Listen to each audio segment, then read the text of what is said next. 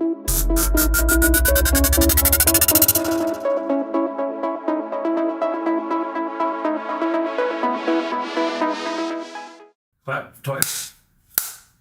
right.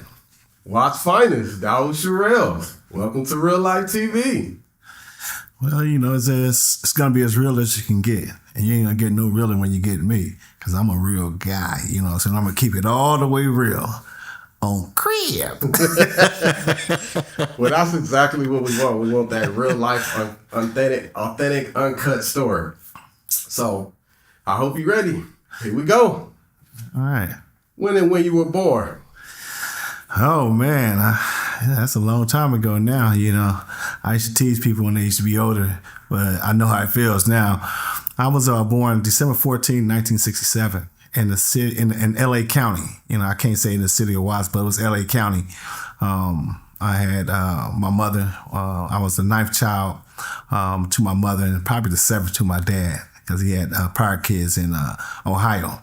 And so those two met, and out of that wedding, that matrimony, they had five kids, and I was the fourth, you know, to that marriage and stuff between my mother and father. Mm.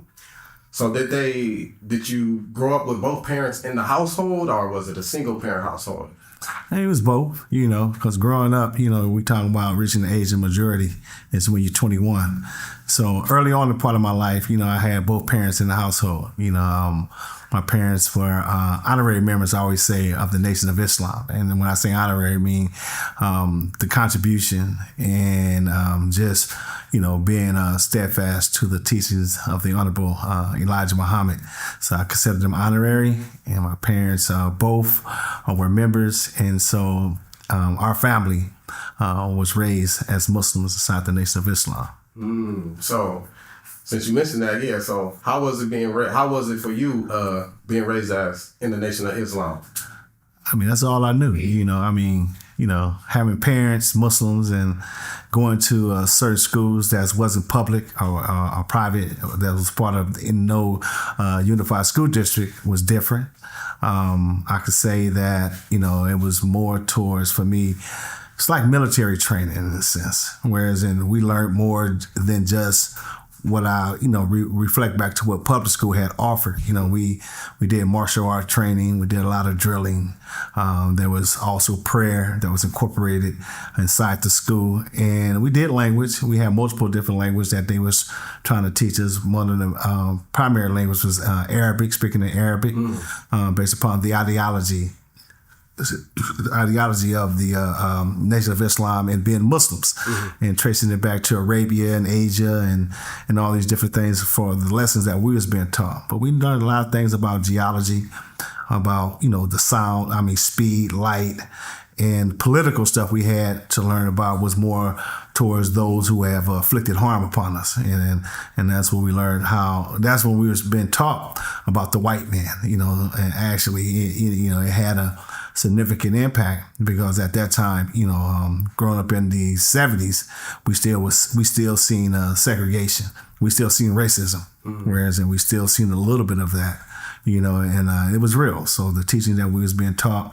was about really responsibility of self-determination, having our own, and this stuff was resonating with me, you know what I'm saying? So I think it was a good upbringing, different, you know what I'm saying, as I compare it back to my first day going to public school after the Elijah Muhammad that passed away, and the organization had a decline. Okay. Wow.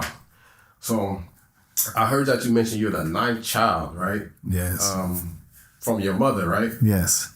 So since you're the ninth child, how was it like having siblings, like growing up with your siblings? How was that like?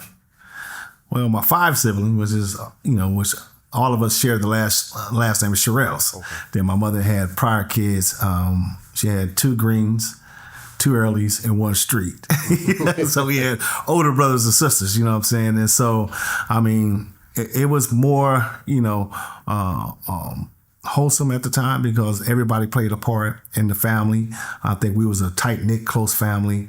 One of my sisters, my older sister, was always like the surrogate mother over us and stuff like that. Because I recall a lot of times she did a lot of the cooking and a lot of the defending and a lot of great things. And then we had another older brother, which is her brother. Our other brother Roy was more of our sensei. He was our person who was going to teach us how to defend ourselves in a world that we had no knowledge of, but it was a world. You know, I can reflect back, you know, from his teaching and his trainings and stuff, is really getting the fear out of us. Because, you know, I mean, you just imagine, you know, he used to be our sensei, so he used to do a lot of things on teaching them martial arts and how to defend and how to attack and how to stay together, you know what I'm saying? But at that time, you know, being young, we didn't review it as that. We viewed it as abuse. And so, but it was good thing that we had another older brother, Benny. I mean, whenever like we was short on money on paying the light bills, the water bills, and if we didn't have enough food in the icebox, and my brother Benny was rest in peace, he passed away. But my brother Benny was always like a savior as it related to that, because you know, we can be in the dark and Benny will come on. Benny knew how to go cut the lights back on, knew how to cut the water back on. If we didn't have no food in the icebox, Benny would go to the store, and like I say, the way he got it, you know what I'm saying, he came back and blessed the household with food. So, I mean, we had a very tight-knit, close family. My brother Billy, you know what I'm saying, was always just the athletic, outgoing type person. My brother Dion. So we had a strong family, but the last five of us was kind of like tighter, because we was all born Muslims, and we was actually, you know, my mother and father's children that she stayed with. And so my dad maintained the household. They was both chefs, professional chefs, my mom and dad. And they always had businesses. We always had restaurants and stuff like that. So during the nation and stuff. So I mean, it was a strong bond. I think it was strong ties and stuff like that. And it made me who I am. You know what I'm saying? After going through what I went through, it allowed me to have something to fall back on when you get lost in the darkness. It was a certain point spiritually, you know what I'm saying, mentally and growing up, you know what I'm saying, that really, you know, gave me the foundation upon what I stand on today, you know. Yeah, well, that's powerful. Yeah. So basically, say as your childhood, you say you had a strong bond with your 5 siblings and stuff like that. Did you say you enjoyed your childhood? As far as that time, during that time when you was growing up in the household? Oh yeah. When we was in the Nation of Islam, it was very enjoyable. I mean, we always had houses.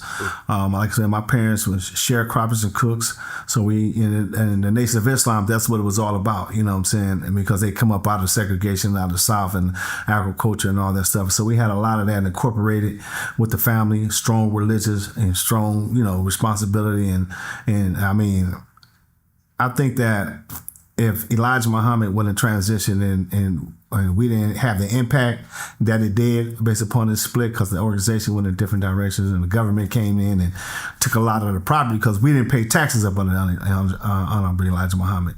And to come back to it, you know, if you look back at the Civil War, and you had a lot of blacks who participated during the Civil War, and I'm sure Elijah and our families was a part of that process coming up.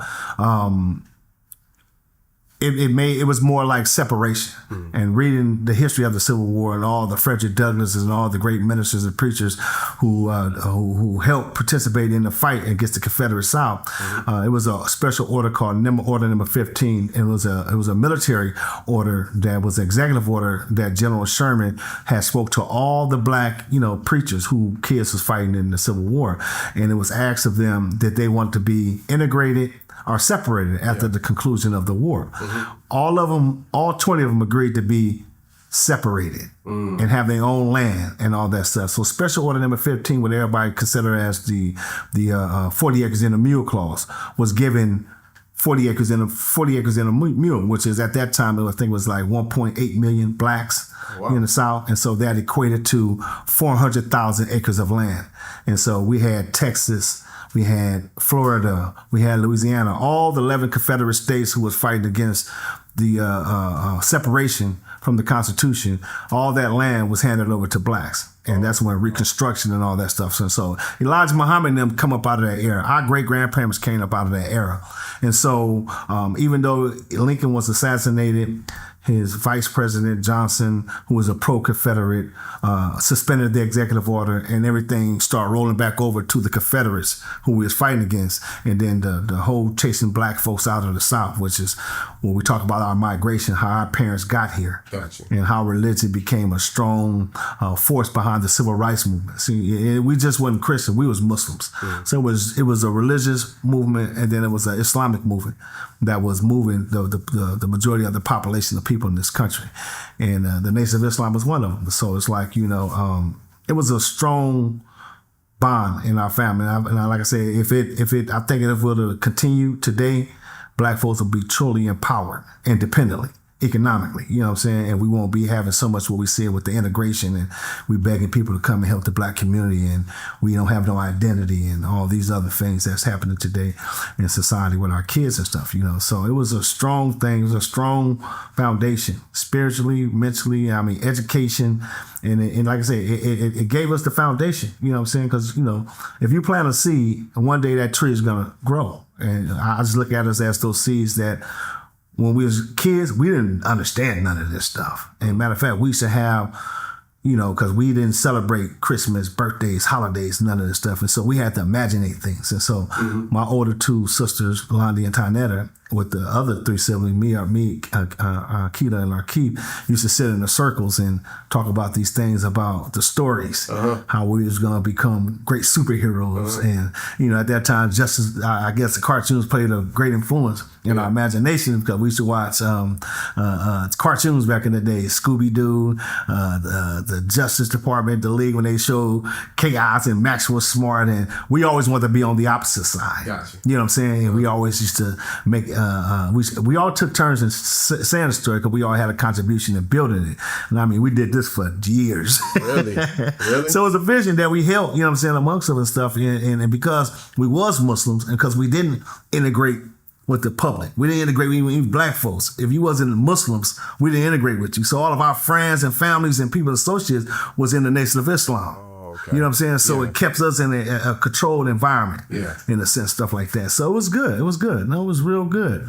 And I remember when Elijah Muhammad passed away and everything, the schools got to get shut down and all these things, and our first day of public school, you know what I'm saying? Yeah. In Phoenix, Arizona. So, it was some things that you can look back on and kind of start to your children and stuff, know. So how long you was in the Muslim school? To what grade? How long you was in the Muslim school? Oh, man. So I was born in 67, okay? Probably didn't attend school until I think we started attending school and drilling. Well, we always a part of the Nation of Islam, but the schooling part, probably, I can recollect going back to probably like 5 or 6. Because I can't, you know what I'm saying? But I'm sure of that. But after 75... say 67 to 75, that's about what?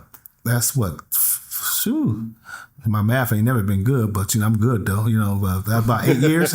Okay. About 8 years, you know what I'm saying? And until the transition came, but we still attended once we got out here, because my mother and father split it. My daddy came out here, my mother's in Arizona. My mother took us to LA, and then we still went to the Muslim school out there into the 70s, 77. Okay. But we had engagement when we was in Arizona, so my mother put us in public school, but when we had our father, then I think Sister Clara Muhammad, it was a school out in Los Angeles on King and Central. After that school, then we went back with our mother, and then everything been public since. So we talking about from 67 to about 77, anywhere, you know what I'm saying, between the early 70s to like 77. Okay. So after you leave the Muslim school, you go to the public school. Yeah. So tell me about that experience for the public school. How was that for you? In Arizona? Yeah. Scary. You know what I'm saying? This is when you learn how to, and it was scary not to the point where we wasn't going to fight. Because you got to understand that we was trained to fight. Yeah. In Muslim school, because we did karate, you know what I'm saying? So it's like, it wasn't as afraid to fight, but it's more like intimidation when you go into a class and people teach you. And then you have teachers where you can't really just punch them in the face yet. But, at the time, we was, I remember the first day in Arizona, my mother sent us to school. She sent us to school with no shoes on. Oh, really? Then plus we got funny names, Daude, and all these names, because, in Arizona, the public school was like integrated white, Mexicans, Indians, because we lived in the housing projects out there, which was Indian housing at the time. Okay. And so it was a mixture of everybody going to this public school.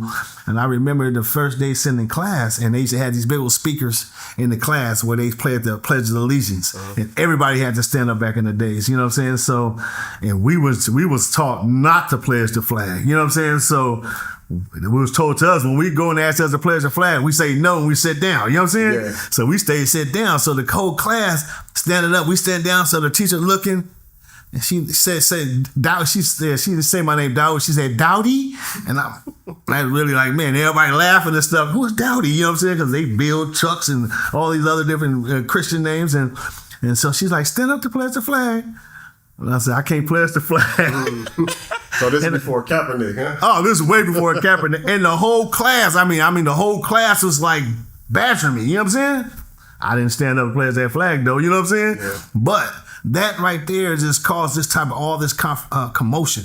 Even at, you go into recess, it's like people following you. Mm-hmm. You know what I'm saying? So we had to experience this. You know what I'm saying, in elementary school. Okay. You know what I'm saying? And so, we eventually, you know what I'm saying, my mother got us out of there and stuff like that. And I don't remember no fights and stuff. But I remember, you know what I'm saying, from there, my mother taking us and dropping us off with our dad, who was in Los Angeles at the time, Mm-hmm. And how was that stay with your dad in Los Angeles after she dropped you off?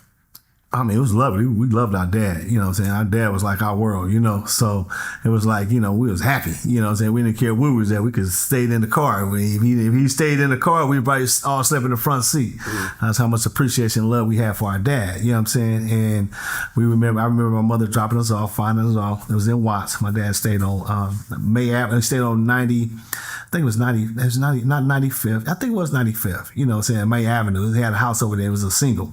And I remember, she finding out where he stayed at, and I remember she dropping us off while Gio gone. You know what I'm saying? Jerry, what we called back in the days, Jerry. Jerry was gone, you know what I'm saying? Yeah. So we had my dad's house. My dad, he can't keep it because my dad works every day. My dad's been a hard worker all his life. Really? Yeah, I mean, not just, I look back at him, I say, all he did was ever work. You know what I'm saying? Uh-huh. I mean, he worked 8 hours cooking and busting his ass in the kitchen and a chef and all that stuff because he's a professional chef. Then he would leave there and go to his restaurant. Mm-hmm. Sell burgers and then clothes. And I mean, just imagine doing that stuff every day. And that's what it's like. That's what it's like. And we incorporate other things like cleaning up and stuff. So my dad was always a busy person. You know what I'm saying? So he didn't really have time for schools and he really didn't have time to raise 5 children. Mm-hmm. You know what I'm saying? Mm-hmm. And he had a girlfriend around the corner, at the time which became our stepmother. And so, but he wasn't going to dump his responsibilities on her. So he kept us over there. Then we had an uncle named Robert, you know what I'm saying, that had a wife, you know what I'm saying, named Lottie, that was a housewife and stuff like that, and had one daughter. So I guess my dad talked to them, asked us to go over there and stay with him. And that was on the west side, over in San Vicente area on the west side. I remember that. And I remember us going to my auntie house and my uncle's house on the west side, staying over there in another controlled, strict environment. Yeah, tell me about that. How was that? If you ever go and stay with somebody, you got to abide by their rules and regulations, right. And sometimes you could be in a household where the wife don't like the children. Because she had one child and here it is, 5 kids now. And so I can understand how that made her feel uncomfortable and taking her out of her own ways. But she was very strict. Then she had a daughter that was the only daughter. That was her pride and joy, And then our dad, that's our uncle and stuff. And our uncle, he didn't talk too much. My uncle was a hard worker, I believe. And he was very quiet, you know what I'm saying? Very meek and stuff, And his wife ran the household, you know what I'm saying? And so it was like hell, you know what I'm saying? Growing up and in a household and Aunt Lottie, to hear her voice, she got a squeaky voice, but she was on, we couldn't do nothing. You better not even look right. You better be like in there in the military Christian household, but she was very strict. And then, we was, it's making us feel uncomfortable. I think my sister and them had some issues a little bit, my older 2 sisters. And then eventually, you know what I'm saying, I guess my dad talked to his girlfriend who was in Watts, lived in over there on 95th and May Avenue. She gave him permission to allow us to come stay over there. And that was like a little heaven for us in a sense. And so we transitioned over to Roof House, his girlfriend, which is his wife until they both deceased. And we stayed there. She was a seamstress and Had a very loving, because she come from a big family. She had granddaughters and daughters, and she know how to facilitate us. And we was young, what I'm saying. So it was more of, to me, I felt the household again, 2-parent household, my daddy and his wife, and we in school. So they checked us into the Muslim school on Central and 33rd, and she sold all of our clothes, what I'm saying? I mean, suits and stuff. That's how we used to dress at Muslim school, suits and slacks and shirts, and what I'm saying? And bam, it was feeling like home again, and so we stayed there for probably about a year or two. Okay. Until Jerry came back from Germany. So she went out to Germany, huh? She went everywhere. We don't know her true destinations, but we know that she was in Germany because, she came back with one of these old military guys, and it was her boyfriend, and so that's a whole nother story. Okay. So after y'all stayed there for about a year and a half, so she comes back and picks y'all up. What happens then? What year was this? This had to be about what? 78, probably 78, probably 77, 78. Okay. Yeah, that had to be about that time, because we end up, she ended up coming to get us, which upset my stepmother at the time, because she did a lot for us. And when we seen our mother, hey, we love our mama too. We ain't seen her in a while, you know what I'm saying? And it's like, when we seen our mother after some months and years, I don't know, it seemed like years, but it probably wasn't, you know what I'm saying, if you go look at the time frame. But when we seen her, we just forgot about all the good things that my stepmother had done for us and what my dad did. We just, Mama! You know what I'm saying? We all ran back to Mama, you know what I'm saying? And then, it was like, to reflect back on it and talk with my dad, you know what I'm saying, how the impact that right there made his wife. His ex-wife, his wife at the time, which is Ruth, made how her feel. She felt, you know what I'm saying? So I can understand that, you know what I'm saying? And like I say, but as a child, you just love your parents, you know what I'm saying? Mm-hmm. We didn't know if that was going to affect, but it did affect. But we ended up running back to my mother, you know what I'm saying? And my mother ended up marrying the guy she had met in the military, which is that dude was an ex-cop also, so he ex-LAPD, and he is military, and he must have been suffering from a lot of PTSD. Yeah, right. That nigga was meaner than a rattlesnake, you know what I'm saying? He's wearing these big ass chip glasses, and first day that looked as strange to me as just looking at this Negro, like this nigga right here with these motherfucking glasses, excuse my language, with these damn glasses on, looking at TV in the house, and the shades are black. And he was mean. He was mean and very strict, and I don't think he liked the kids that she had, but he probably loved my mother. But it wasn't up to being a father, you know what I'm saying? Yeah. And she went through that situation with him for I think for a year and a half or something. Ended up getting married, and we ended up running to my dad because he used to be mean to her. We're trying to get money from my dad. He's act like we couldn't get our money, and we just tell our dad. My dad used to be like, any type of nigga that lay up on a woman and don't do nothing but scratch his ass ain't worth the. He said he ain't worth the salt on a piece of bread. And that's how I looked at him.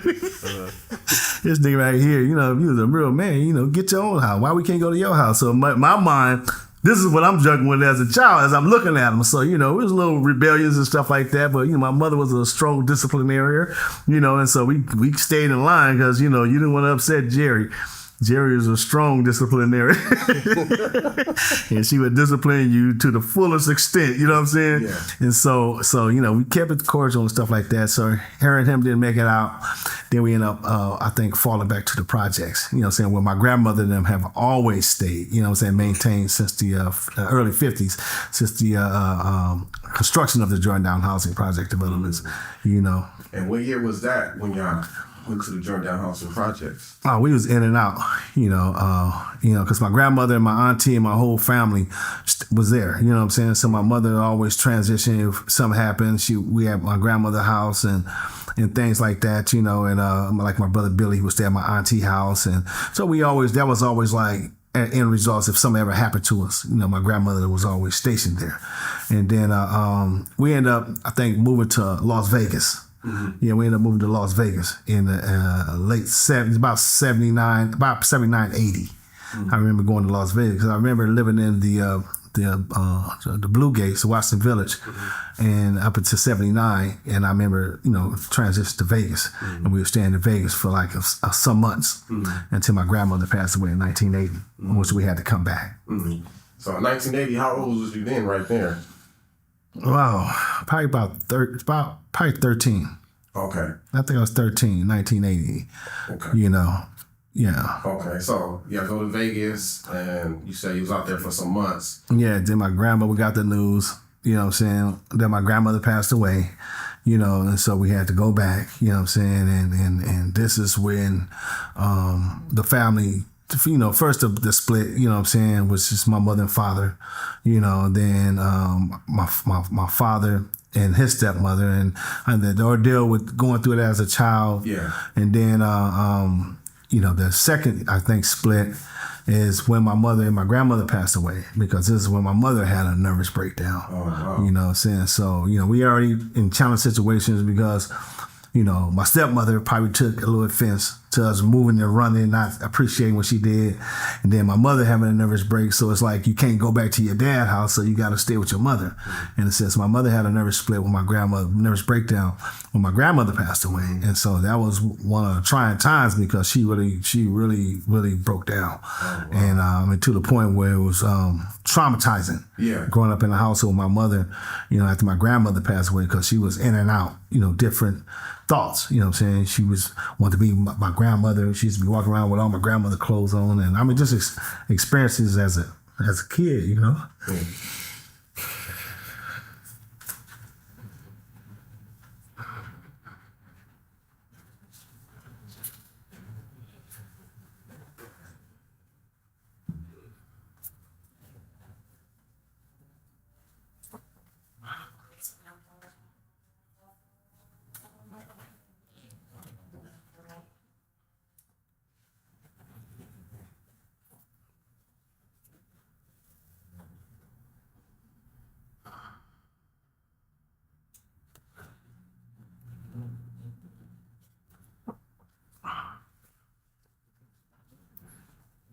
Yeah, so experiencing that as a kid, is to me it was more traumatizing in a sense, because that right there, kind of like set the family back when you take a person, you have fear, love, and comfortability, and seeing her transition like that, Yeah.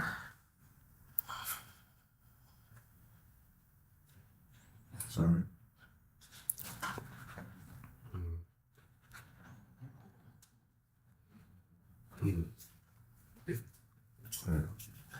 And so, so just seeing her in that state of mind, going through that, and it's like losing a part of your foundation in a sense. It's more than, death is one thing, but living with your mother, transitioning like that, it was traumatizing in a sense, So we had to experience that with my mother, and she ended up having to go get psychological treatment and stuff like that. And from that point on, it's like our life, as far as in moving around like we did, because she always kept us moving around. Yeah. She kept us in Arizona, Phoenix, and her intended purpose, and I asked her why we kept moving like that. She said because she grew up in the Jordan Downs. Okay. And she seen what the Jordan Downs was like, because Jordan Downs was a dense community, over 700 military housing units, transitioned to public housing.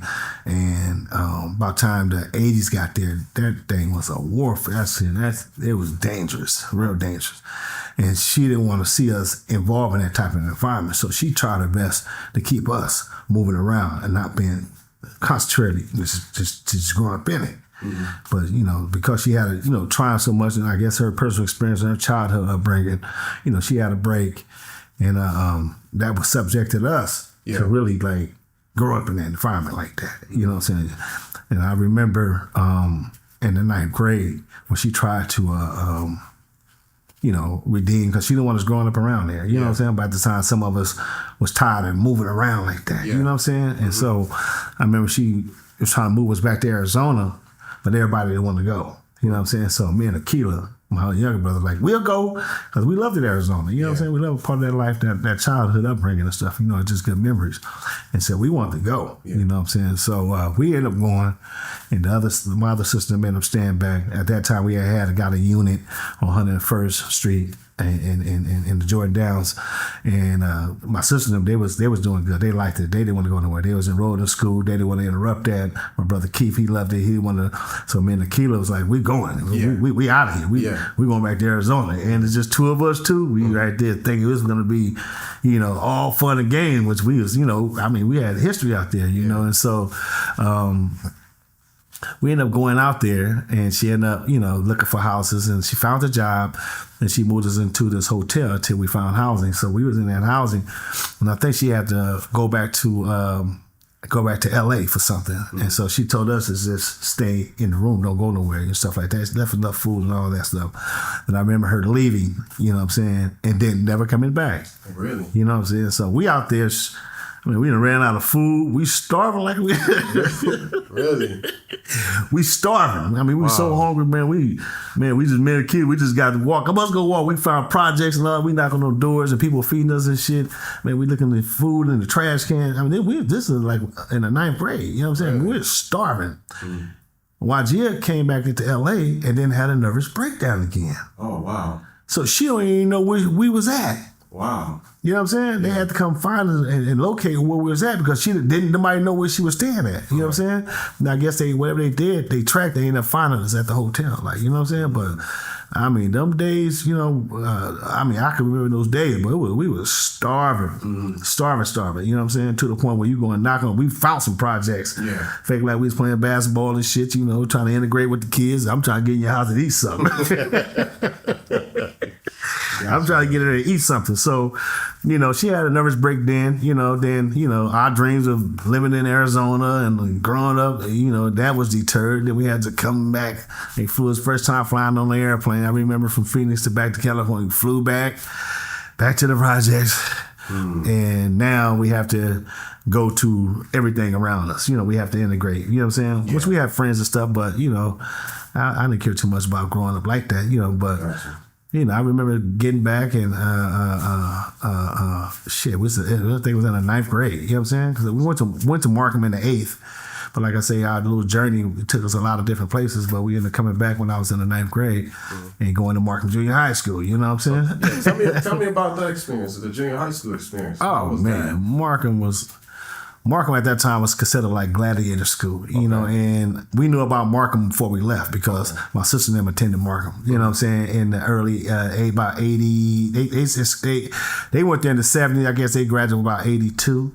I got there in 80, and then we left, and mother came back, so we already knew the history of Markham for my sister and them, and what was going up there politically, because when they was going there, one guy from the Nicholson Garden had stabbed another guy on our side of the track, which is considered a crib. And at the time, it wasn't Bloods, because everybody was interacting, everybody was going to school. But this incident created the split in Watts between the Bloods and Crips, and that created a major war, you know what I'm saying, that took place, in which in 1992, I was successful to defuse it.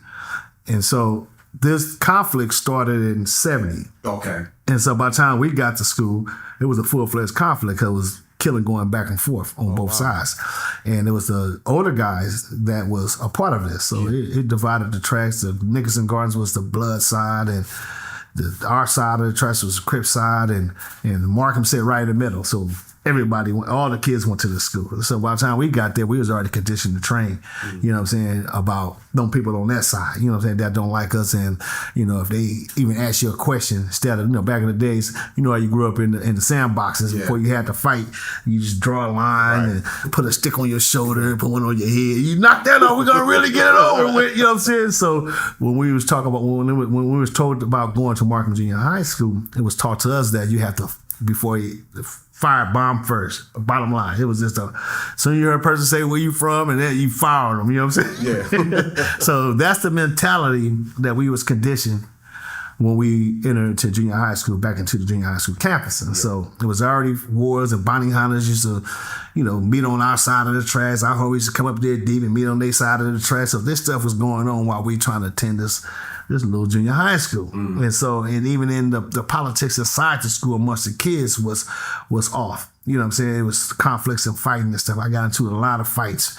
Every day I was getting suspended and stuff like that because of the fear. Yeah. You know what I'm saying? It was fear. You know what I'm saying? Pure fear. You know what I'm saying?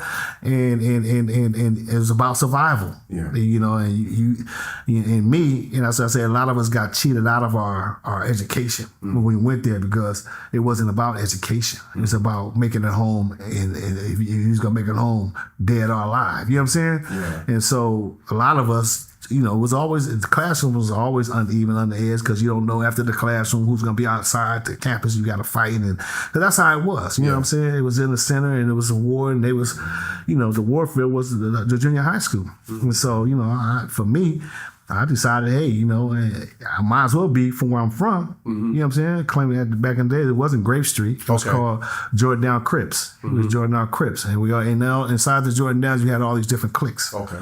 You had ESK, Playboy Who Rides, you had Baby Lowe's. Grape Street was a Hispanic gang at the time because Grape Street started on the street my kids and their mom grew up on. That's where it started at by a historical Latino family. Okay. That's why it was Vadio, whatever. Southsiders, and then you had black families lived on that street that integrated, that thought they was Hispanics. You know what I'm saying? Because most of one of the family members named Crow, that's his name, the Crow. You know what I'm saying? So, but he was Grape Street. Yeah. But he was Grape Street South Side. But so when we seen some of these brothers, it was like he had a lot of resemblance to that. We turned it to East Side after we removed and put Grape Street became the neighborhood, the clique that claimed the neighborhood other than Jordan Crips. It was a transition from that, and I mean it was it was just that, ninth grade, what I'm saying? I ended up getting kicked out of Markham for fighting and all that stuff.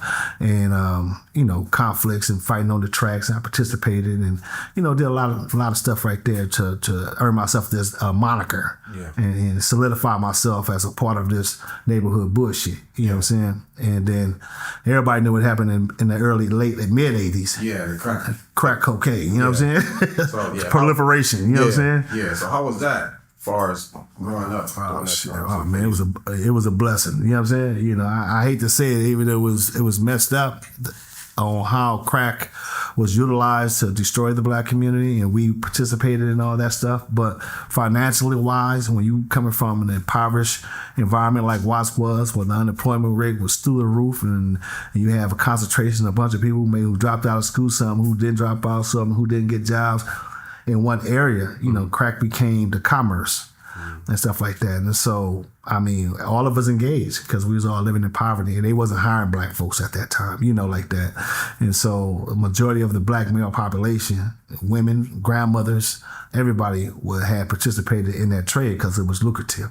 It allowed you to buy clothes, allowed you to put food on your table, allowed you to buy nice houses and cars for some guys, but not for everybody. It depends on who you was or how you was involved with the game. But for a low-level guy like me, it was a benefit because I, went from snatching purses and snatching people's clothes off their goddamn clothesline, and robbing buses because back in the day we used to rob the RTDs. You know what I'm saying? Really? Oh man, we used to do it all, man. You know what I'm saying? Yeah. It was all about survival. You know what I'm saying? If I didn't have to do that, I would have never done it. Mm-hmm. But when you're forced up under duress to live a certain lifestyle for survival, it's what it is. You know what I'm saying? When you're in the mix of it, it's what it is. It didn't matter what no one thought about it at that time because 90% of our population was engaged in that activity. Gotcha. So there was fully participation until, 1988, where I had another one of those pivotal moments in my life where I had a spirit that talked to me, and I think it came in the form of my sister. You know what I'm saying? Yeah. One of my sisters that, who we had a lot of respect for because of her, she was top of the line in school, you know what I'm saying? We all wanted to be academics, you know what I'm saying? You know, in our early upcoming. Yeah. Some of us made it, some of us didn't. Some of us struggled, you know what I'm saying? I know my struggle came from not being able to concentrate, you know what I'm saying? Then a lot of things may be related to my personal development, you know what I'm saying? Mentally, you know what I'm saying? Because I used to have issues studying, you know what I'm saying? Because it's giving me headaches and stuff like that, which go to a whole nother level of where we grew up at, you know what I'm saying? Which, you know, became, when I would start researching that in myself, found out the source of it, you know, and create a whole movement around that too. But yeah, I think the moment that came is two phone calls I had got in 87.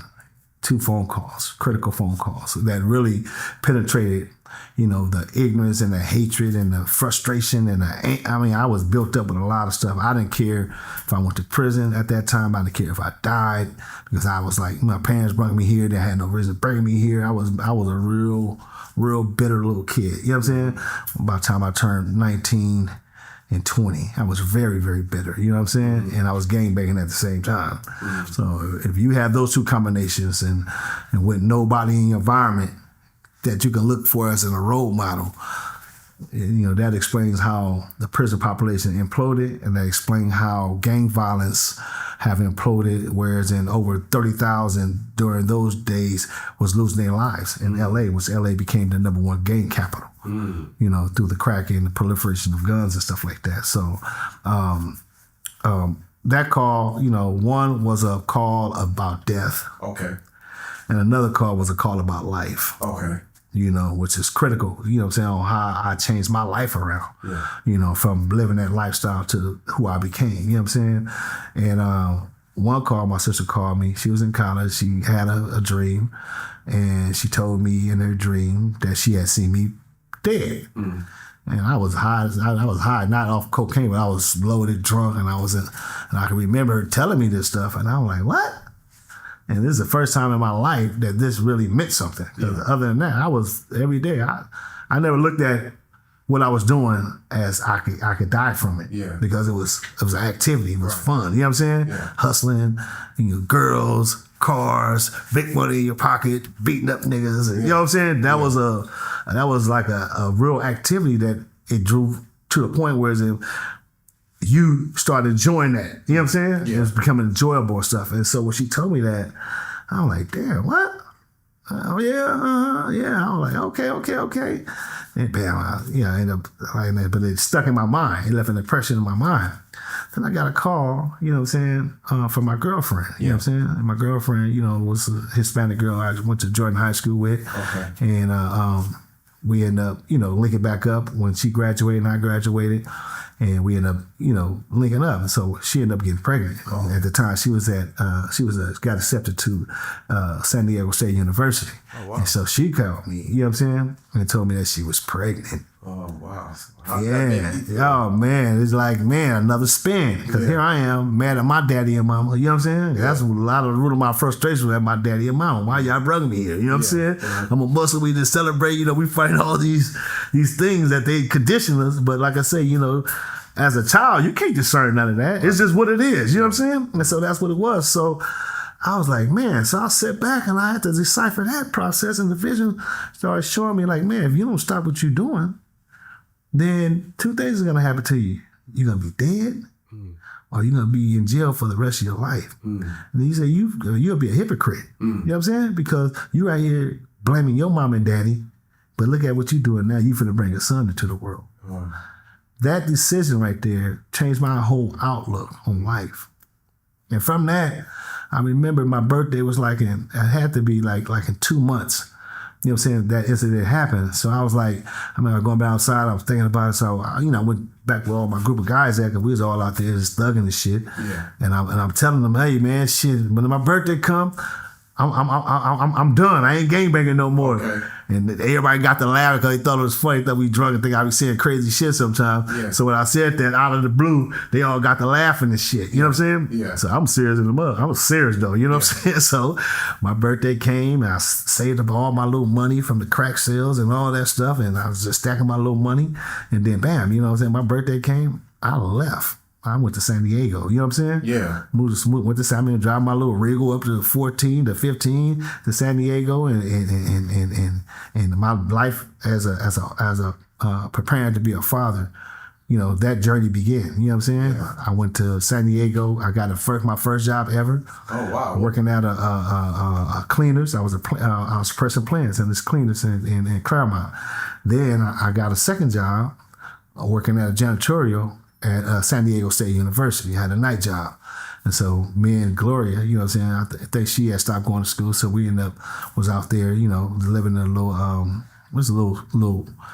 it was like a back house like type house apartment, because I'm in apartments in the house, and we stayed right there, you know what I'm saying, staying like in the back house. And so we sat right there. She got pregnant a little bit, then we ended up transitioning back to Los Angeles. Okay. Whereas she went to her father's house, and I went back to the project, because I wouldn't let her come to the project, you know what I'm saying, because the project house is just the community house, you know what I'm saying? Yeah. So as y'all transitioned back, you went back to the projects, you went to her father's house. As far as the gang life, did it try to pull you back in, or did you still have that different mindset of changing? Well, I had a mindset of changing, but my environment, probably if I stayed right there, you know, and I didn't get a job, because there's blessings that happened. My brother Billy got me a job where he worked at, you know what I'm saying, at Alvin Meadows in Culver City. And so that drew my attention away. And so even I work and I come back, you know what I'm saying, you know, hey, I'm still in the projects. These are all my childhood friends, you know what I'm saying? And they all still bang, they still come to my house. So it's easy for you to follow in those people's footsteps, because, you know, you want activity. So another blessing happens is that my kid's mother, Gloria, you know, father, you know, allowed me to come stay over there at her house on Grape Street. And so we ended up staying right there for a second or two. And then her father owned some apartments on Vermont between Imperial and 120, right there on the tracks.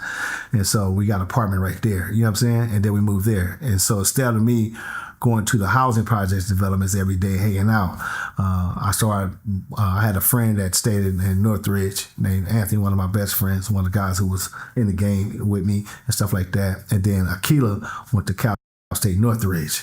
So instead of going to the projects every day, I went to AT's house, my guy AT's house, and then I went to Cal State Northridge and hang out with my brother Keith up on campus. Oh, really? You know, so I had some places with safe haven, and I used those things as my support to not allow me just to be in the hood hanging with my homies all the day, because, you know, eventually I would have got back into it. I got you. So earlier you mentioned the 1992 Peachtree. So following that, how did that all transition to getting to that Peachtree, if you can remember? Wow. You know, I mean, epiphanies, you know what I'm saying, you know, which has been a great part of, you know, my spiritual development, you know what I'm saying? And like I said, you know, and just looking back, you know, and looking at my lineage and my lineage, my mother, my father, my grandmother, they all possess something, you know what I'm saying? You know, my grandmother was an evangelist. You know, I believe she could see behind her head, and she had a certain way of praying, you know, and this is what I observed when I was growing up, you know, and this lady could see things. I could be doing stuff. I seen you, boy. And I was like, God damn, I was square out and she didn't see me. I'm slick, you know what I'm saying?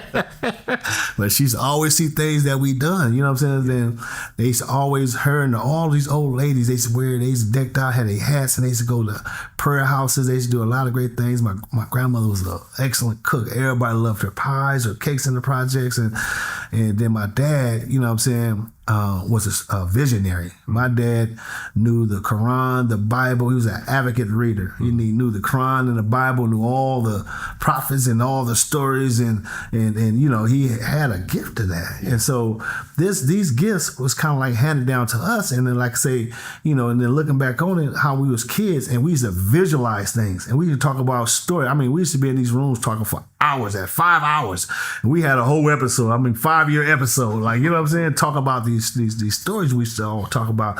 So the vision was always like coming to me, you know. And it's like most people say, it's your consciousness. Yeah. Listen what the first voice says. That conscience was always in me, you know what I'm saying? And so when I transitioned, I got another epiphany, and it was a prayer. You know what I'm saying? It was a prayer. God blessed me to have a prayer. I should always say a prayer every day. And I should listen to the voices in my head about my dad telling us about prayer and about giving. You know what I'm saying? Those two things. You can never outgive God. He gave all his life. He never went without a roof over his head and bean soup in his pot.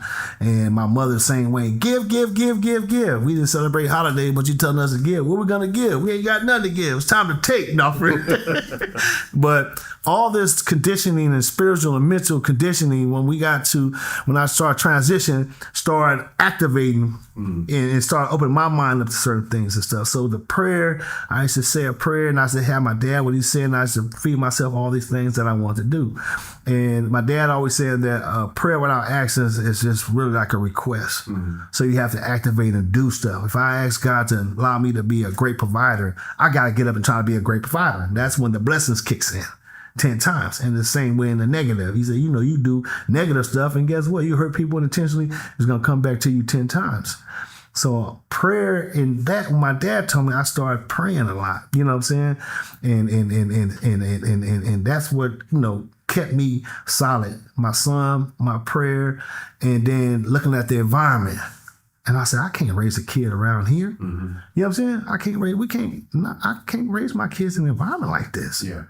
You know what I'm saying? Yeah. Especially knowing how I was and everybody I knew was. Man, my kids, I'll be with a broken heart. You know what I'm saying? Raising families in this type of environment. So, peace was the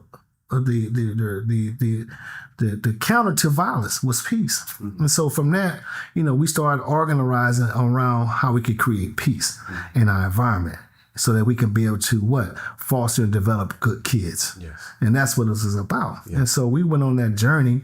And my mother at that time transitioned back to Islam, because my mother, when the nation fell down, my mother still a Muslim, but her activities was more towards, not a Islamic from a woman's standpoint of view, because women in Islam are held to real strict. Yeah. You know what I'm saying?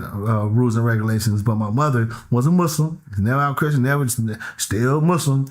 But she would be in that club though, you know what I'm saying? Yeah, winning the legs contest. She loved dancing, you know what I'm saying? That's what she was. She loved it dancing. So she would go and dance and have fun and come back talking about she was on Soul Train and all this stuff. And we looking at her, at that time it was cool because she wasn't Jerry. She wasn't the disciplinary. But when she was that disciplinary, hey man, go to a club or something. We could sneak outside. You know what I'm saying? Yeah. But she transitioned back into Islam. You know what I'm saying? She joined the Shiite sect of Islam. You know what I'm saying? Shiite, because there's two. My dad followed Warfdeen. Warfdeen, after Elijah Muhammad passed away, went towards Sunni. The Sunnis are the Saudi Arabians and all these people. So my dad and Warfdeen followed in that pursuit after Elijah Muhammad. My mother fell to the Islam sect of Shiite. Shiite is the Iranians. And so they more hardcore, just strict about Islam. There's no kings and queens in Islam. So that whole war in the Middle East about these cousins fighting each other over Islam and the fundamentals and how Prophet Muhammad supposed to have laid it out. And so this is what the whole wars is in the Middle East about these two different sects. One extreme that supports grassroots movement, one who's more corporate, who's tied to Britain and tied to all the oil aspect. And so these are the classes. And so my mother went towards this sect, my daddy over here. You know what I'm saying? And so, we in the middle. At that time, we was gangbanging. We was Muslim. I never denounced that I followed Islam and being a Muslim. But I was engaged, you know what I'm saying? For survival and stuff like that. So my mother, when she went in her direction, and it was strange because in the Nation of Islam, even though they covered head to toe, they never covered their eyes. You know what I'm saying? Yeah. And they had the head scarves and the dresses, but in the Shiite, everything covered up: your ears, your eyebrows, everything. You see, it's the Irish. You know what I'm saying? And when she got into that form in a second, we transitioning from gangbanging and looking at her and people laughing at her like, what's she doing? Because in the 80s, man, you better not be dressed like that in Watson in the 80s. You're going to get jokes and laugh. You got to fight some more. And so I just remember she used to come to the house dressed like that. Mm-hmm. And I used to be like, man, take that shit off. She was devoured. And she's my mother's a cold piece of work. She was devout though, you know what I'm saying? She ain't taking nothing off. Yeah. And eventually, you know what I'm saying, as we start transitioning to Islam, you know, the awareness kicked in, you know what I'm saying? So I appreciate it for even standing strong on that, because, you know, your parents is everything. You know, the honor thy parents and legacy is everything to me and stuff like that. And sometimes you have a rebellious period, which I had a rebellious period. And, but, you know, like I say, in the end, you know what I'm saying? Hey, I kind of like what she had involved. And so all this stuff means something, because the peace treaty played a part in all of that right there. All that right there. You know what I'm saying? My mother tied to the Shiite Islamic Masjid al-Rasul, where the peace treaty took place at. The conversations and the ceasefire and all that stuff, and the imam there, Mujahid, and my mother tied to that. And this Islamic institution, Shiite, is the first in California. Oh, wow. So it's the only one, really. You know what I'm saying? That's black. You know what I'm saying? So then the history of the Shiites and the Sunnis and the peace treaty between, and it all like played a major role in the spiritual development in this peace process and this peace. And so we was, you know, tied to all that stuff, you know what I'm saying, based upon our connections with gangbanging, my connections with my child, and then bam, the peace treaty with all the young men who was losing a lot of kids back in the days. And people look at the peace treaty looking at it as a gang truce, but it was a truce amongst men. You know, men came together and we all had one thing in common. We didn't agree on my blood, we're gonna create a bigger gang, we're gonna create a commissioner board with all the gang members. This is what happened in the 30s with the Italian mafias, the 5 families. But they took over everything you see that's going on around us. But in our truce and ceasefire and treaties, you know, the thing that tied us together and made sense for everybody to jump on and made it a cause was that none of us wanted to see our kids experience what we experienced and growing up like we experienced. And the whole treaty and ceasefire was predicated off that. So it's about our youth and creating an environment for our youth. And so that's what it was all about, you know. And so in 1992, you know, threw up a gang of things I didn't mention that led to it, such as, you know, Minister Louis Farrakhan doing the Stop the Killing tours, us meeting Mr. Jim Brown, who gave us a foundation that supported us, that pulled us out of not relying on the criminal industry to self-finance ourselves, because we was flirting with all type of things. The radicalism, joined a terrorist group that got a lot of money to help us blow up America.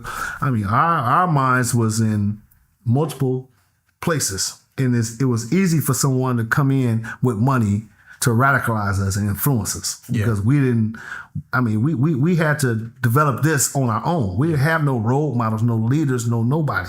And everybody that we looked at as a role model, society was saying, he's bad. Farrakhan, he's bad. So it's not really a role model, but y'all scared of him, then y'all gonna be scared of us too. You know what I'm saying? So it was more of that connection.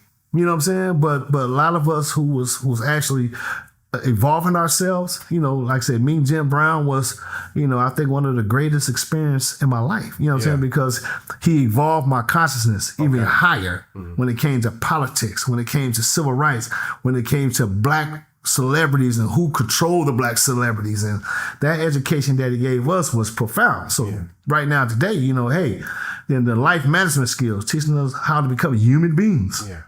Take the hat off. You know what I'm saying? You're a human being, no matter what your skill set is, and understanding the motivations that motivate all human beings, the childhood conditionings, the problem solving, the basic common stuff that white folks are educated on that in our community is not given. So we are running around haphazardly dying and going to prison, you know, for nothing.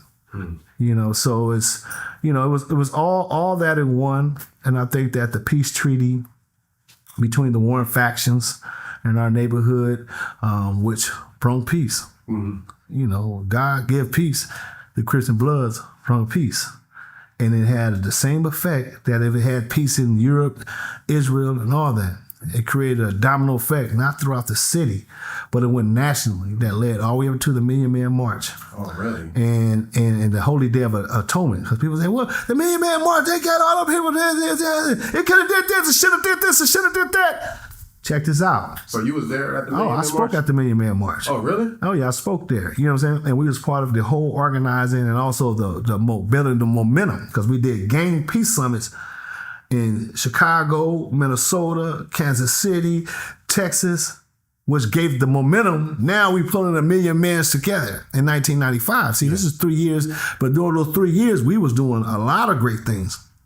And a lot of people don't understand is that the Million Man March was a day that most black men who decided to do something different outside what they was doing, that was your choice and your decision. Mm-hmm. And we asking God to have mercy on us. So it's called the Holy Day of Atonement. Yeah. It wasn't going there to get a check. Mm-hmm. It wasn't going there to get political influence. It only meant one thing, to ask God for his forgiveness for our past endeavors and have mercy and grace on us. Mm-hmm. Those who are praying, ask God to continue to lay a solid foundation for our family, be great men and be great providers. We did that. And so it's a success. But on the outside, people wanted to do more than what they're supposed to have done. But during that time from the 80s, the 70s, all the way up until the 90s, man, we was dealing with killing.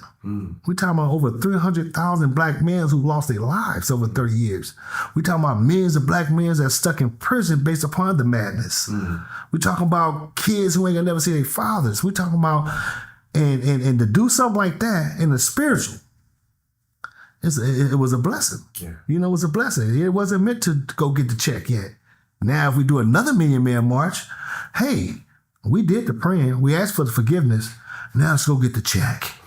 No, we coming to 1 million niggas to get this check now. You know what I'm saying? If you ain't got that check, it's time for you to check in or check out. Got you. So after you spoke at the Million Man March, did you continue the journey of having, like, keeping the peace between the gangs, peace between the gangs, but most of all, peace between the men in the neighborhood and environment of LA County and stuff? Did y'all continue that? Oh yeah. Yeah, we created the whole movement in reference to intervention prevention. Everybody's talking about the ambassadors and the community caseworkers and all that stuff, the crime prevention strategies. So during 1992, like I say, Jim and our organization at Marry I Can laid a foundation, because we were a for-profit corporation, and we're selling life management skills. And we was using people like myself and other guys who was ex-gang members on top of the program, because gangs was the number one issue in the country at the time. It was one of the political earthquakes at that time, where it was shaking every goddamn where, you know what I'm saying? So we was on the front of that. So we had a for-profit American. And then when I did the Gang Truths, I set up a nonprofit for sustainability called Heads Across Watts. Myself, Tony Bogard, Ty Stick, which is Ty Stick was from the Nixons, Tony's from the Imperial Course, I was from the Jordan Downs. And then we brought in a lot of people. If you've seen the movie with Tookie Redemption, the lady Barbara Becknell who produced that, I brought her to the table, her and Pat Mulligan. They was all at Jim Brown's house. Then we told her to go reach out to Tookie at the time. And so when you see that in that movie Redemption, you'll see the guy playing as Tony Bogard and all that stuff, because Tookie was supposed to be in, the founder and the leader of Crips. And but it wasn't like what we experienced when we was growing up. We was in colors. Crippin', after the civil rights, became more political because they had to have a base. Like we had a base in this Islam and our upbringing. But the 80s was a totally different thing. It was segregated. You had to be from a hood. So if Tookie was in the 80s, in the 90s, during the height of the color war, what hood would you be from? You can't just say West Side. Right. West Side got 1,000 different hoods that's tied to West Side. Randy Wild was a Crip, but what set was he from? Was he from East Coast? Was he from Grape Street? Was he from... Because this had evolved into. Grape Street evolved from Jordan Down Crips to Grape Street Watts. Watts Baby Lokes. And we had a purple rag. You know what I'm saying? Yeah. We the first one changed our colors from blue, light. We became purple. And all of our clique fell up under that purple rag. You know what I'm saying? Yeah. And it become not a C. We start throwing up a G, because we'll beat your ass if you was in conflict if you threw up the C or the B. You know what I'm saying? So it wasn't about none of that. when the 80s came. Crack cocaine and the proliferation of drugs and gangs changed the whole thought. Not just with that, but with Hollywood. Social engineering. Because they were socially engineering these images. The Godfather, the Mafia, and all this stuff, the Mac, the Players, the Pimps, the 60 movie. These are the characters of people that we're dealing with in the streets. You know, the names, the Crows, the Jokers, and the Scarface, and these was images that was socially engineered to us because come the 80s and 70s, it was no civil rights movement. It was no church leaders. It was no Malcolm. It was no Martin. It was no Elijah. It was Tookie. You know what I'm saying? It was Raymond. You know, it was Pookie. You know, it was Spider. You know what I'm saying? Yeah. The street niggas, you know what I'm saying, became the influence in the black community. And like I tell people, they say, a street nigga? I say, yeah, the street niggas. And most street niggas I knew dropped out of school. You know, and you want to know the definition of what a definition of a street nigga is? What? It's a nigga who dropped out of school, who didn't know how to read and write, but he possessed another second nature for his survival. It's called stealing and fighting. These niggas professionals in that. Yeah. So just imagine a book nigga meeting a street nigga, and they in competition for something. I got the street nigga all day. Yeah. You know what I'm saying? Because he know these streets. The book nigga only know a book. Yeah. You can't use that book in these streets around here. You can't go and say, I got a psychology degree, and you trying to talk to Pookie. First, you got to underline Pookie's underlying condition. Pookie might be extremely homeless. Yeah. Man, like me, like I was, ready to eat out the trash can. Yeah. That type of thought of living, man, for a real person who really don't accept that but is forced to do it, you know what I'm saying? Hey, that's a dangerous person. Yeah. Because if he see you eating and you're a prey, it's like throwing a kitten in the jungle with some lions and tigers and bears. They're going to rip him apart. You know what I'm saying? Yeah. And so that's the scenario, you know what I'm saying, that the street had possessed for survival compared to those who were in books. You know what I'm saying? So I had an opportunity to live in both lives. Yes. I graduated from high school, didn't have to, but my conscience told me, nigga, you better graduate high school because you got something to fall back onto. Yeah. Some of my guys dropped out. Just imagine you dropping out, you don't know how to read and write. Yeah. I put an application in your face. Nigga, I say name. What's my name? You ain't never spoke your name before, nigga? Yeah. Oh, no, I ain't never did that before. Oh, well, man, meet me on Crenshaw in Slauson. Yeah. That nigga, right, he'll drive right past Crenshaw because he don't know what Crenshaw says. He don't know what Slauson says. Yeah. So it's a disability. It's a disability. And most people mask it. I'm such and such. I'm the hardest nigga in the world. Slide him that Dr. Seuss book. You'll see a nigga get to sweating. This nigga is the hardest nigga, but he's sweating off a Dr. Seuss book. You know what I'm saying? So it's, you know, it was certain degrees of individuals in the street that you don't know that had the gift of the gab to talk, but this nigga don't know how to read and write. Right. You know, we talk about some of these drug dealers didn't even know how to count. You know, I had $1 million. You gotta look at a nigga and say, nigga, you ain't had no $1 million. You don't even know how to count to $1 million. Yeah. How you know you had $1 million? Mm-hmm. Somebody told you? Yeah. And when you went back and gave that money to the feds, they told you, nigga, where the rest of that money at? Nigga, you don't know how to count, so you don't know where you come after 1,000. Yeah. There's 1,001. You know what I'm saying? So it's like, you know, it's a lot of dynamics, people that fell through the cracks that was in the streets, that kept crime going, because that's the way they had to survive. Mm-hmm.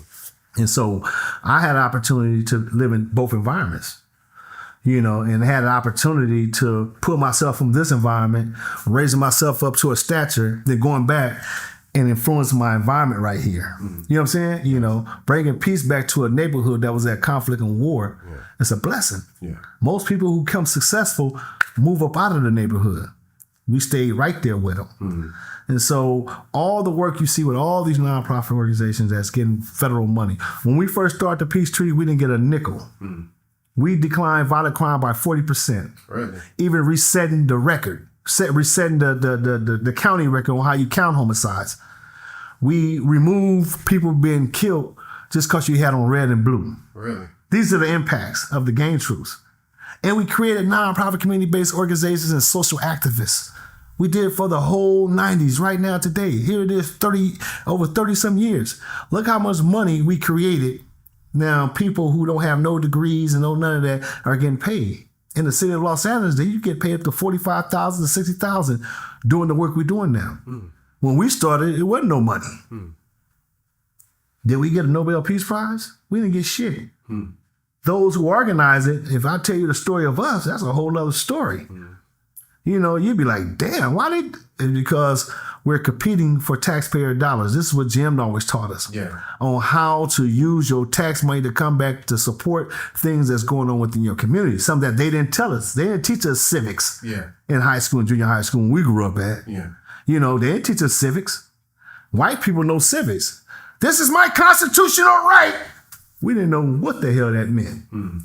All they told us is we was niggas and slaves and we didn't belong to this country and we all came on ships. Was totally false. We ain't never came on ships.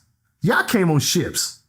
We already had a society set up before you colonized us. 1542, 1547, Christopher Columbus, Juan Cabrillo, Sir Drake Francis, America Vespucius, Napoleon Bonaparte. Y'all all came on ships. The Rothschilds during the gold rush in the mid 1800s, y'all came on ships. Spaniards, English, France, Portuguese. No, we was already here. We come from tribal. We never been nationalism. We was all tribal. I mean, it was caused about our reproduction as black folks. So to reconstruct our historical and tracing our migration back to Arabia is the goal. So, you know, we have to have a bigger thing that's tied to, just like the treaties. The treaties was tied to a bigger thing. It wasn't tied to Great Street, bounty hunters, imperial courts and all. It was tied to our children. It was tied to fathers, something that we all got in common. We're fathers, we're brothers. We got something in common. We engage in a warfare over conflicts that happened 30 years ago because two guys at a junior high school couldn't resolve their conflict without violence. That spurred into 30 years of just people going back and forth with one another. And so, you know, it took a more spiritual movement. Like every other movement. It has to have a spiritual tie-in. You know, the civil rights movement, slavery, all had a spiritual tie-in. Same thing like the peace treaty and everything you see now. The spiritual base had to tie in. Even though we dealing with a corporate side of it now, they trying to reframe it and rename it and all this stuff and so it can fit their legal terms. Because, you know, anything that's dealing with the city, state, government has a legal term because you're going through a legal department because this is taxpayers' money. But the movement itself had a more spiritual base. So, you know, you're supposed to embrace it all. But what they did is embrace the representatives and then left the spiritual alone. You know what I'm saying? Which is, you know, it's where is it at right now today? Multi-millions of dollars have been divested into all these different programs and services. And right now you can't stop killing. There's no spiritual base tied to it. You know what I'm saying? You got to have a spiritual base and you got to have a cause and stuff like that. So, the work we did for over 30 years has helped shaping all that. You know what I'm saying? And sometimes if you don't do the foundation right, then you have to go to the top and try to get the top to change their thoughts. And that's the most difficult process we have. That's why we're experiencing so much what we had eradicated in the early 90s because of the leadership in the way they're directing the source of funds and stuff like that to get what we try to get, which is some results. You know, so. Cool. So what? So right now, what projects are you constantly working on? Are you still part of that, doing these organizations now, or you doing something different? Oh no, it's all all incorporated who I am as a person. You know, I have multiple organizations, for-profit and non-profit, and part of my for-profit is at the end of the day, you know, we have to create job creation, workforce development. We have to do a lot of retraining of a lot of our people that's out here that's stuck in poverty. Because if we don't deal with the root cause of the problem, then there's no way in the world you're going to solve the problem. You know, if you had a tree that was poisoned, I'm going to cut the branches. What's going to happen? They're going to grow back. You got to take that thing up from the root. So the root cause of what we are experiencing today is socioeconomics, people and money problems. And once we solve that, then we can solve everything else.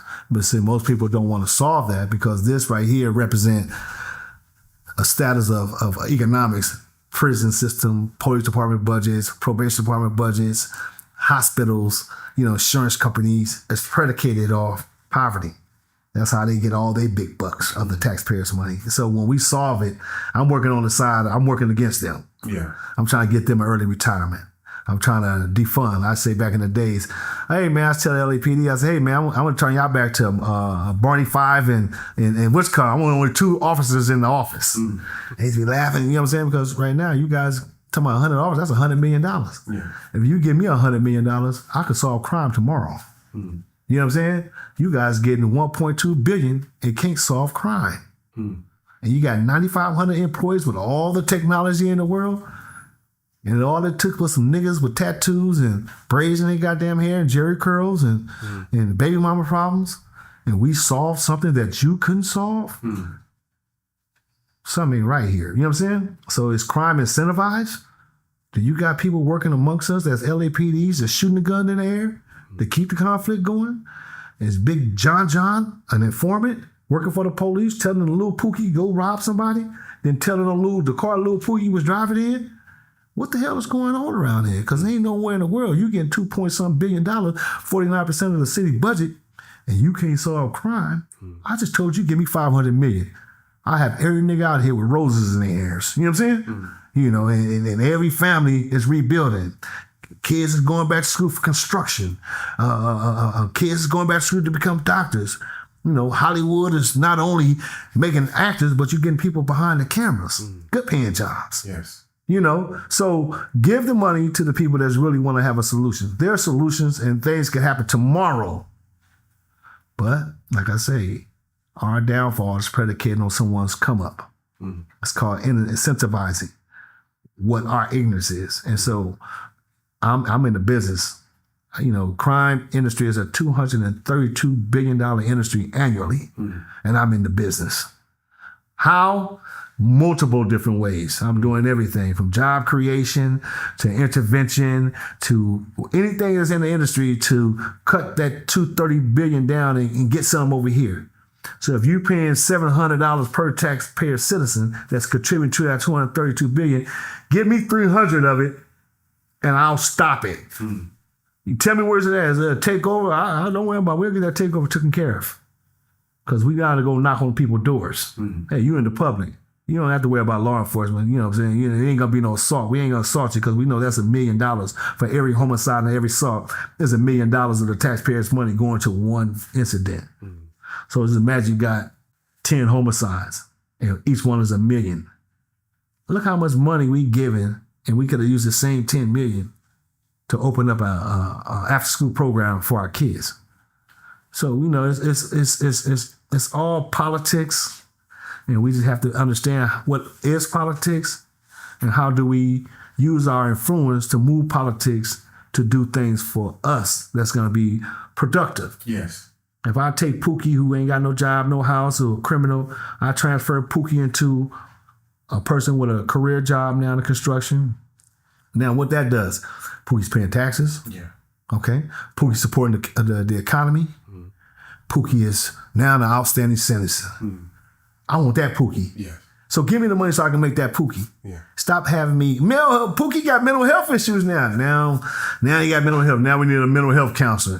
Now we need this. Now we got 20 people worth $100 million trying to make sure Pookie suck out of a straw straight. You know what I'm saying? Mm-hmm. No, we're not doing none of that. You know what I'm saying? Stop waste. That's called wasteful spending. When the solution is getting Pookie, you know what I'm saying, back involved with society. Yeah. So the Million Man March, politically, and we wasn't thinking, because we don't think, we just move on spontaneous based upon whatever the cause is. We dedicate our heart to that. But me, I'm a scientist.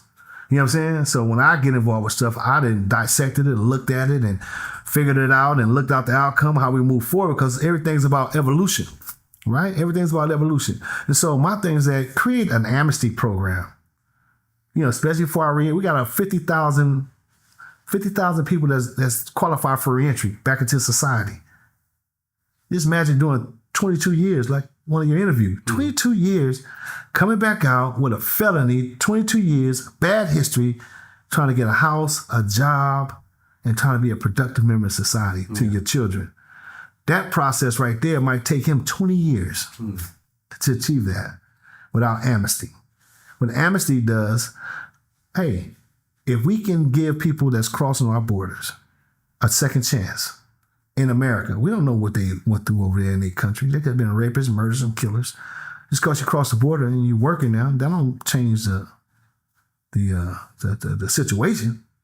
Them people out there are still victims are hurt. Now you just over here with amnesty. You got a new start. You come get a job. You got certain financial institutions give people ITCN numbers, was giving them credit. They could buy a house. They working. They're new citizens. Now they're productive to the American economy. But compared to Pookie, coming out 22 years, no amnesty, have to fend for himself in a situation. Now he can't get nothing. Why? It's the same scenario. Both of them broke the goddamn law. So here it is. Give Pookie the amnesty package. Give him an ECITN number, was giving him a new credit, a new profile.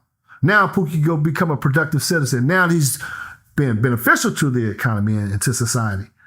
But if we don't give Pookie nothing, man, Pookie gonna hit all these bumps, can't get a job, and people, that's what we went through. That's what drove us to what we was doing. And so we're not gonna, if we don't create something that really has an impact, then the work goes on forever. I'm not trying to do the work forever. You know what I'm saying? My thing is, and I'm not gonna hand this off to my children either. My kids, got more things they're gonna do with their life. You know what I'm saying? Yeah. Not what I was doing. I'm just here to provide an environment where they can flourish. They can reach their fullest potentials. Yeah. Father ain't got to be worried. Mother ain't got to be worried. Kids ain't got to be stuck in the house playing video games, don't know how to socialize. And you know what I'm saying? We want to create a different environment. Yeah. You know what I'm saying? So that's the business I'm in. You know what I'm saying? And that's what I'm doing. So I have nonprofits and for-profits organizations that's structured to do that.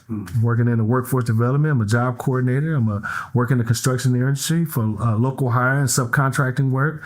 I'm working in real estate. I'm working in development, housing. My activities is in line in all these different areas because I'm trying to build one person. If I can get 100 productive citizens, which we have influenced over 100 people that's productive now, that we can take indirect credit for, you know what I'm saying? And we have direct credits.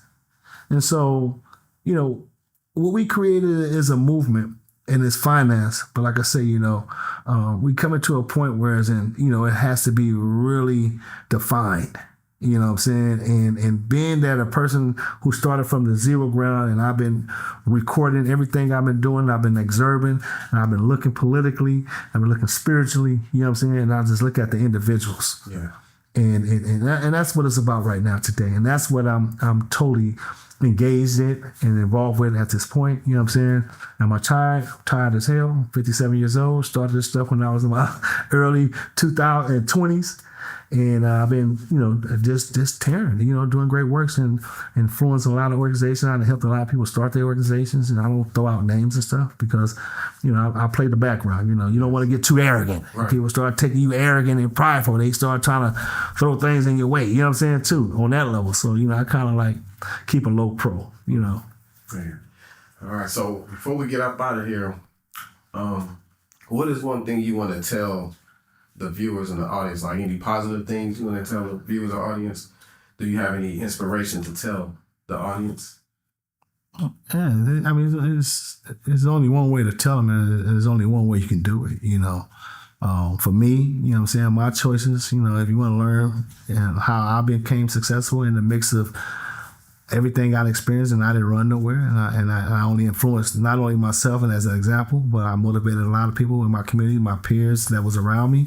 The best thing I can tell you, grab something that you really believe in. My kids is mine. I use my kids as my legacy, as my motivation on what I'm doing, on what I'm trying to provide, and all that stuff. Hey, grab hold to a prayer. You got to have a spiritual connect, because without God, everything is impossible. When you believe and you have a stronger faith that's tied bigger to you, and you believe in that, hey, man, that's just a part of your spiritual development that's going to dictate everything physically and mentally. So you tie yourself into something that's greater than faith. I don't care what faith it is. You don't got to be Islam. You got to tie yourself into a faith that's tied to God. most important thing. You know what I'm saying? So we're interfaith. So I don't look at religion, our own religious bang, because there's been a lot of political stuff that's been engaged in that turns a lot of people away. But don't get involved with the politics. Take the politics out of everything. You know what I'm saying? Make it more personal in a sense, whereas it's you as a person, what you're dealing with. And then bam, it's continue to have action. Because I'm going to say, like my mama told me, a prayer without action is just like a empty request. It's like it's like people playing lottery. I'm going to scratch this one day. Yeah, man, it might, you might, you know what I'm saying? But, when you got God involved with it, man, everything you scratch, you hit it. Your chances of winners are far greater than reaching the NBA, reaching everything, because it's tied to a greater power. And God opened doors because God controls all of his creation. We are part of his creation. And then one of us, if that person is tied to faith and this person tied to faith and you praying to God, God link you with him. And now your journey is easier. Instead of without faith, you're looking at everybody as your competition. You're mad mugging him, fuck my family, and fuck this and this, that. Man, you isolate yourself to the point where, eventually you self-destruct. Mm-hmm. So it's just tying yourself into great faith, prayer, greater causes, and make it simple. You know what I'm saying? Nothing complicated. Don't set your eye on $1 million. I'm going to get $1 million when you don't know how to get a quarter first. Mm-hmm. Focus on how to get a quarter first. Then let that quarter represent your journey to the million. Because if you don't know how to get a quarter, don't start thinking about no goddamn million. You know what I'm saying? It's a humble beginning, a humble start. And unfortunately, it's hard work. You know what I'm saying? Dedication. Hey, if God propel you to get there faster, hey, all praises. You know what I'm saying? Because, God opened everybody up at certain times. Yeah. If he opened you up big, and maybe something's bigger than your heart, don't get in there and get selfish or get someone to guide you like they was responsible for that. Hey, do what God asked you to do. Don't be like Job, okay? You ain't got to get in the belly of the beast. You start abandoning what you prayed for because it became too tough.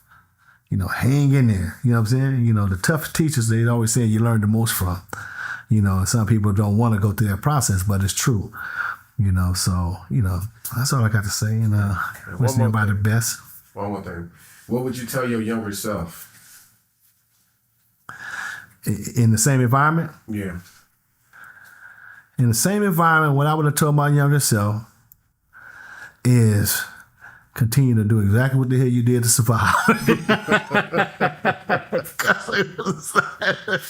No, you got to think about it. When you're in poverty, and we was extreme poverty, extreme around killing, the robbery, and no role models. Mm-hmm. Now in the Nation of Islam, we have role models. I seen that part when it has influence.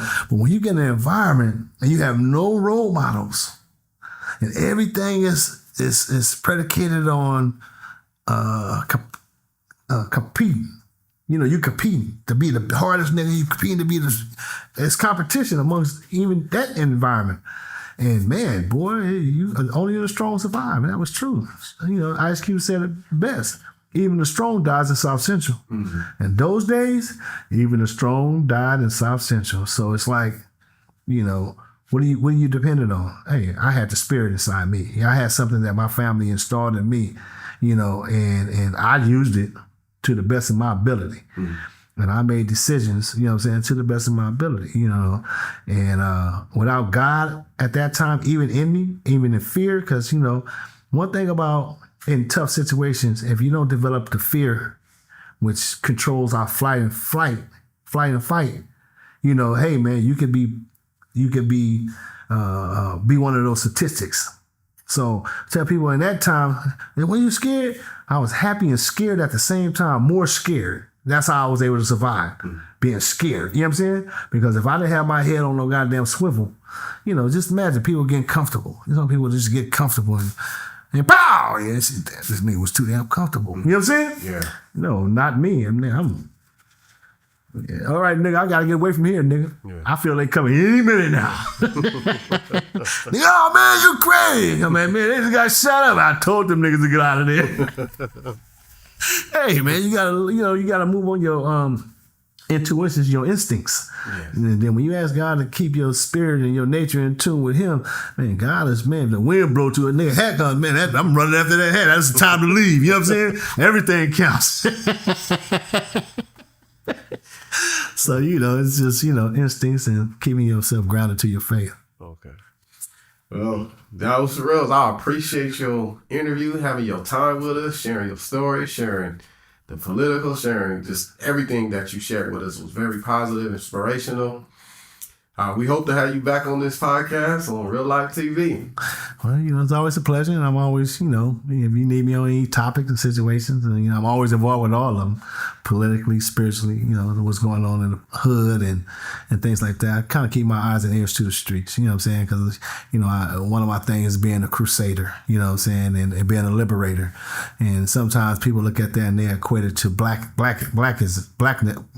being black and being in the struggle. But sometimes you talking about liberating people from homelessness, liberating people from their spiritual disconnect. That's my purview of what I look at as far as in the titles I claim, if I use them. If I'm a crusader, I'm crusading for a cause. Sometimes people think you crusade. No, I'm just trying to get people from not being homeless.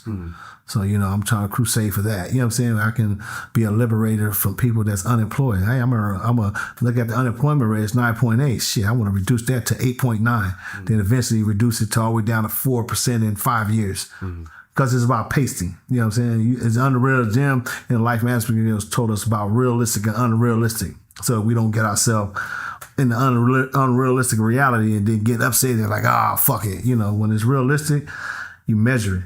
Has to have measurements, you know what I'm saying? Things like that, So I take those titles and organizer and all that stuff. It's my chief titles, you know what I'm saying? Who I am as a person. But like I say, I'm also an executive and directors and co-founders of corporations and all that. But at the end of the day, it's about people, you know what I'm saying? It's about what God promised all of us was He created us in order that we be in unison and that we trade. You know what I'm saying? And having a perfection in doing so. So the ultimate blessing is to manifest and seeing that actually, not just walking, like King said, with white woman and white man holding hand. We all a part of the human family, and the earth needs to be subdued. And if we don't know how to coexist, then, hey, that's our problem. Hey, maybe God will send a fire like He sent the flood. You know what I'm saying, to straighten it out. Because I understand through disasters, that's when people all kick in. And let a hurricane hit this motherfucker, earthquake. You're going to see black, white, Mexican, Chinese, everybody going to be helping one another. You know what I'm saying?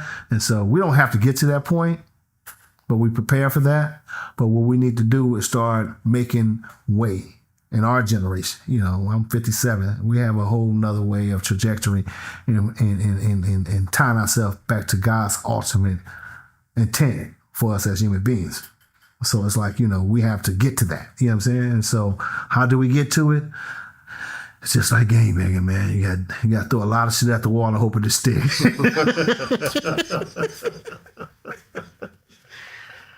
All right. All right. Appreciate you. Welcome to Real Life TV. Thank you. All right. We out. Thank you.